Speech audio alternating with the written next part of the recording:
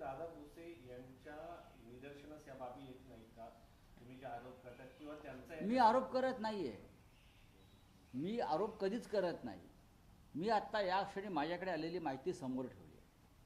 तर तुम्हाला असं वाटतं त्याच्यामध्ये त्यांचा देखील समावेश आहे? हे मुख्यमंत्र्यांनी पाहायचं आहे. जर मी आता त्यांच्या काही बोललो तर तो आरोप ठरेल. माझ्याकडे माहिती आली काही पीडित संस्था चालकांची, त्यांचा छळ झाला.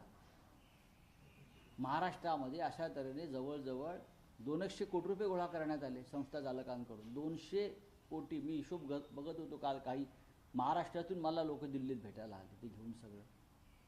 इतके लोक हैराण आहे की राज्यातून दिल्लीमध्ये लोक घेऊन आले, खासदारांना भेटतायत. माझ्याकडे आलेली माहिती मी समोर ठेवली.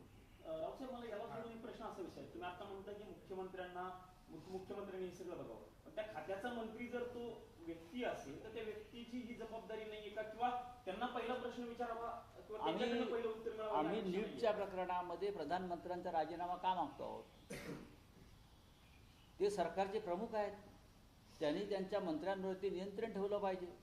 प्रत्येक खात्यामध्ये काय चाललं आहे पाहणं त्यांचं कर्तव्य आहे. म्हणून तर राज्याचे मुख्यमंत्री आहेत ना. ते राज्याचे मुख्यमंत्री किंवा देशाचे प्रधानमंत्री का आहेत? मग धर्मेंद्र प्रधानचा राजीनामा प्रधानमंत्र्यांनी का घेतला?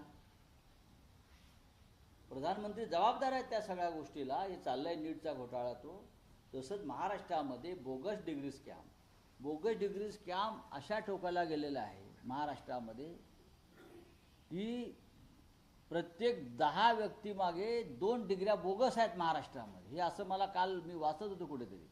एवढ्या डिग्र्या गेल्या 10 वर्षामध्ये बोगस पद्धतीनं दिलेल्या आहेत, छापलेल्या आहेत महाराष्ट्रात. काय खटले चालले त्याच्यावरती? किती लोकांना अटक झाली बोगस डिग्री प्रकरणामध्ये? म्हणजे हार्वर्ड केम्ब्रिजच्या डिग्र्या मुंबईमध्ये छापल्या गेल्या.